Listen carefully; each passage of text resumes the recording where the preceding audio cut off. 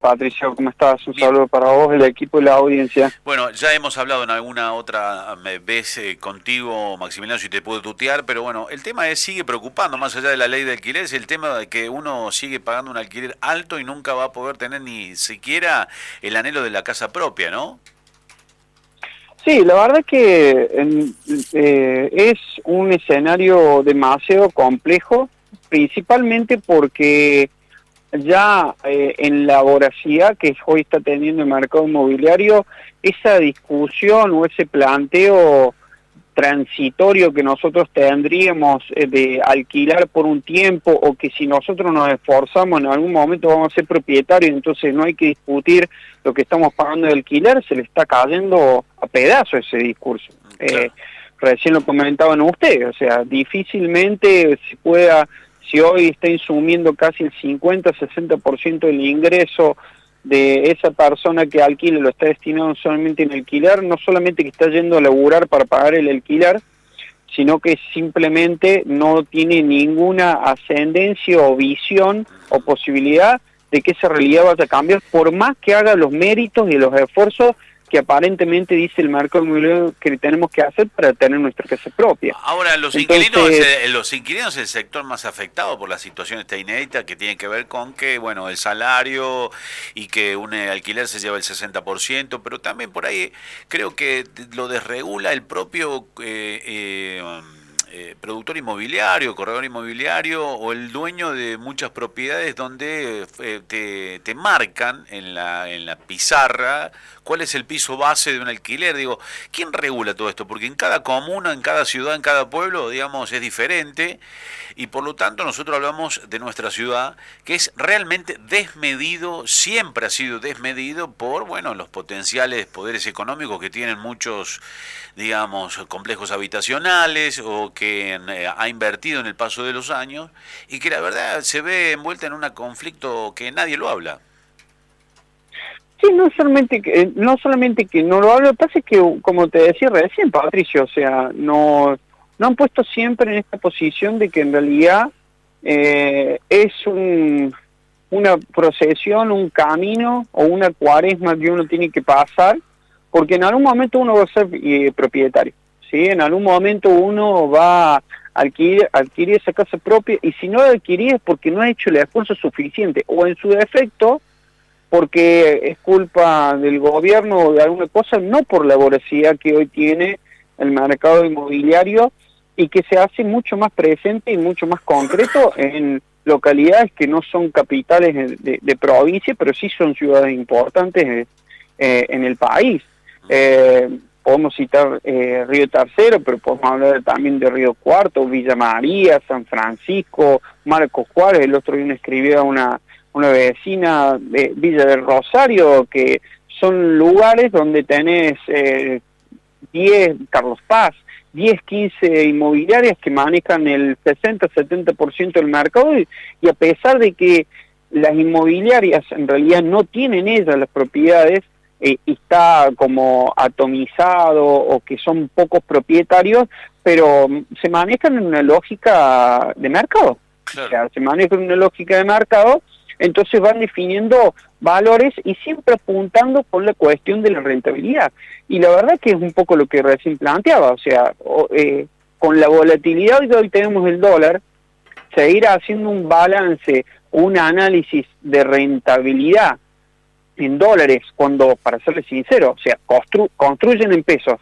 Los materiales, si bien pueden estar atados a una cierta volatilidad, pero no todos los materiales de materia prima de construcción se hacen acá. O Sí, sí, sea, sí, y la sí, mano de obra es en pesos, claro, y los sueldos que pagan esos alquileres son en pesos, pero la claro, rentabilidad que le quieren ajustar en términos de dólares. Entonces, ¿qué pasa? ajá, Le dicen que ganan poco, pero en realidad para lo que nosotros podemos pagar es un montón. claro, Es un montón. Entonces, la discusión creo yo que está, y también en esta lógica está en que hay una cierta justificación de la retracción de la oferta, pero retraen la oferta supuestamente para vender esas viviendas, pero los quieren seguir manteniendo en precios de valores de dólar, y nadie los puede comprar. claro. Entonces tenemos una constante especulación y salen ellos, las inmobiliarias, los desarrollistas y algunos propietarios a decir que están preocupados por la situación de los inquilinos, pero en realidad están preocupados porque quieren seguir en base a nuestra necesidad y ese derecho constitucional, que es el acceso a una vivienda digna, seguir lucrando con nuestro derecho.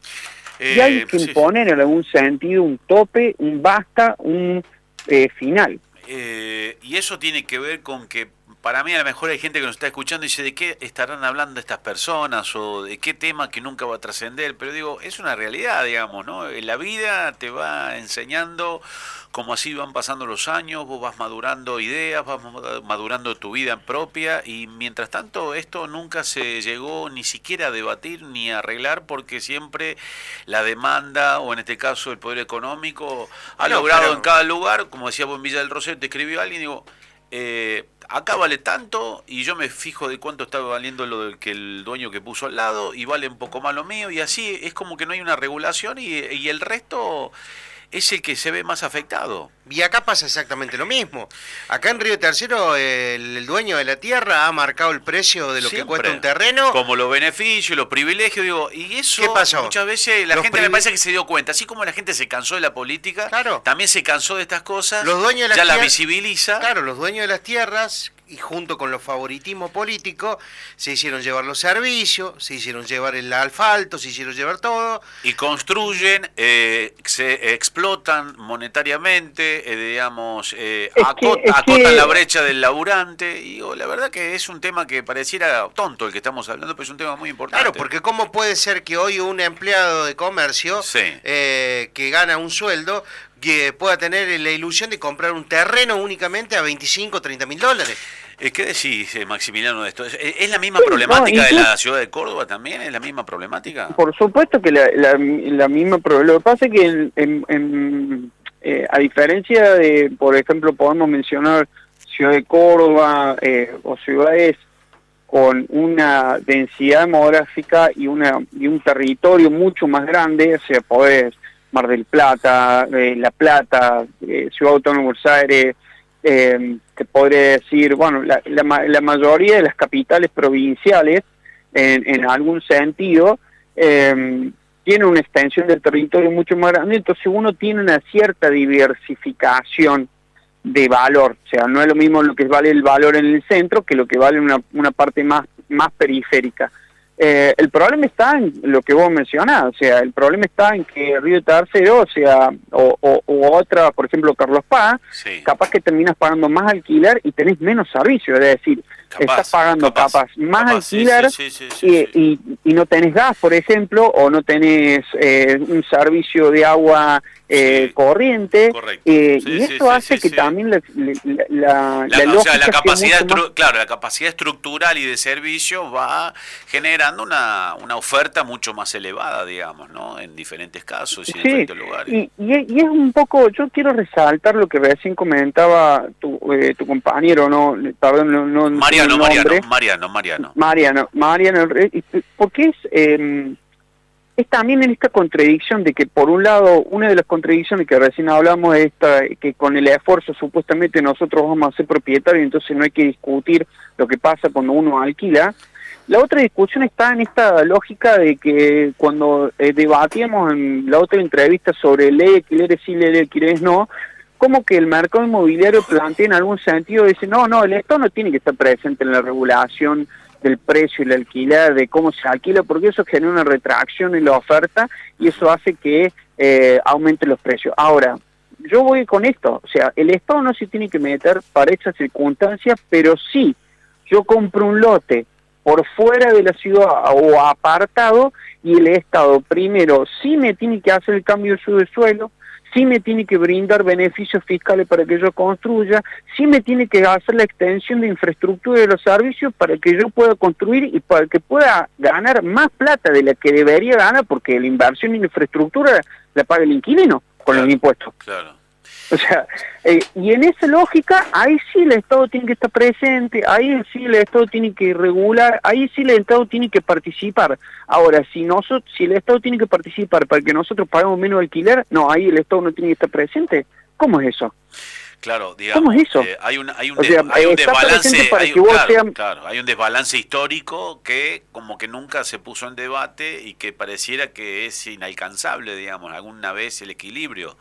Digo esto porque no es que sea desmedido, pero siempre, siempre hay cuestiones desequilibradas, como decía Mariano recién, y como hemos escuchado a alguien que descargó en sus redes sociales, como que nunca iba a trabajar toda su vida para saber si realmente puede o no tener un techo, ¿no? Y creo que hablando de lo honesto que es el relato, pero me parece que hay que seguir charlando, hay que seguir instalando este tema, porque me parece que la sociedad ha visibilizado, al menos el que alquila, ha visibilizado eso, que es un incordio pagar garantías, pagar doble depósito, pagar un elevado costo por la comisión inmobiliaria. la comisión ¿Cómo inmobiliaria. puede ser?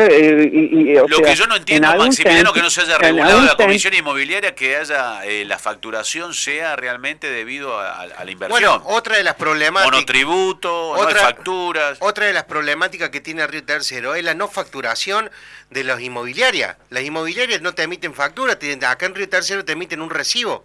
Entonces pagan un monotributo el más bajo posible, pero sí, a la hora de cobrarte la comisión, es un número ¿Eso que quién lo regula? ¿Realmente lo regula AFIP eso o quién lo regula? No hay, es que no hay, nosotros venimos impulsando a nivel provincial la necesidad de que haya un órgano de control, que haya un orden de policía que sea por encima de lo que hoy puede plantear o suponer o funcionar el Tribunal de Disciplina y el Colegio de Corredores. Porque nos ha pasado en muchísimas oportunidades que tenemos respuesta, bueno, no, en realidad ese es propietario, o ese no está matriculado, o ese es abogado, o ese lo que sea, entonces quedan por fuera muchísimas circunstancias de injusticia, y ellos plantean desde ese punto de vista que bueno, que no es ningún matriculado profesional, y que si lo es, lo van a sancionar. Pero también está yendo a la lógica, vuelvo a insistir, a la lógica por fuera de la capital, en el resto de la provincia. Totalmente.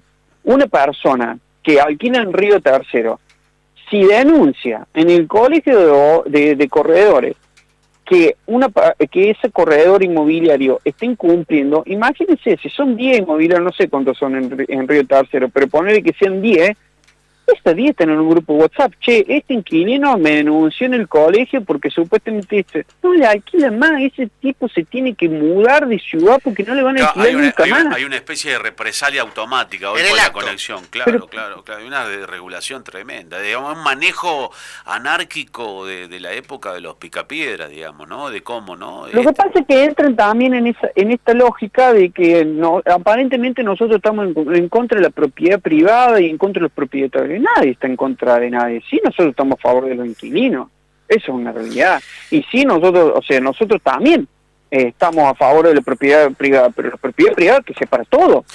Da igual, si la propiedad privada, cada vez hay más propiedad privada en menos manos, y la verdad es que yo no estoy de acuerdo con esa propiedad privada, porque esa propiedad privada claramente expulsa a las familias que alquilan, expulsa a la calle a muchas familias y hace que nosotros literalmente estemos todos los días levantándonos y desgastando tiempo para no estar con nuestra familia o tener otro tipo de gasto, porque lo que no se habla tampoco es que ¿qué nosotros estamos haciendo para pagar el alquiler? Claro. Hay gente que está endeudada con la tarjeta para pagar el alquiler. Hay gente que no puede comprar los útiles a los hijos porque no puede pagar el alquiler. Ahora, ¿hay algún número telefónico para llamar a un centro de defensoría de inquilinos a donde pueden ubicar? Y la verdad que nosotros tenemos nuestras redes sociales, pero vuelvo a insistir, tiene que ser en este despertar necesario que están planteando muchas familias y esta inquilina de Río Tercero, tenemos que nosotros salir a discutir y armar un inquilinazo pidiendo una ley de emergencia habitacional en la provincia y en la Argentina. Tenemos que exigir que la comisión inmobiliaria la pague el dueño y tenemos que exigir un órgano de control. Sin esas tres cosas, difícilmente nosotros vayamos a poder tener una mejora o una que sea autárquico, digamos, ¿no? Pero por supuesto. Claro, que no sea eso que decís que puede ser hasta, inclusive puede ser hasta como un chisme dentro de una especie de WhatsApp de grupo y que digan, che, mirá, alguien me mandó al frente, como para no decir me No, denunció. tiene que ser un órgano de control totalmente separado. Si quiere participar el colegio de corredores, perfecto, que si quiere participar cualquier colegio profesional, pero por supuesto, pero tiene que ser un órgano del Estado que genere en algún sentido y con un poder de policía. Totalmente. No puede ser que en la Argentina no se cumple la ley y no pase nada. O sea, si vos hoy vas y robás, te meten en cana. Ahora, si vos no vas y no emitís una factura y vas y no pasa nada.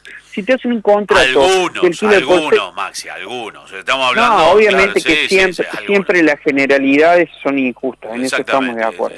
Las generalidades son injustas siempre. Totalmente. Ahora, no por no mencionar las generalidades vamos a considerar que son casos excepcionales, porque no lo son. Totalmente. Maxi, la verdad que ha sido un placer como siempre charlar contigo y que también el inquilino se sienta que hay alguien o un gran equipo que trabaja, digamos, en la provincia de Córdoba, como es la Cámara de Inquilinos de Córdoba, a la cual precedís, y obviamente que te pueden encontrar en redes sociales como para seguir trabajando, ¿no? Y bregando por aquellos que siempre se sienten desamparados, por decir de alguna manera, no sé si es exagerado decir sentirse desamparados, pero alguien que también pueda compensar lo que piensan, ¿no? En estos tiempos. Gracias, Maxi, muy amable.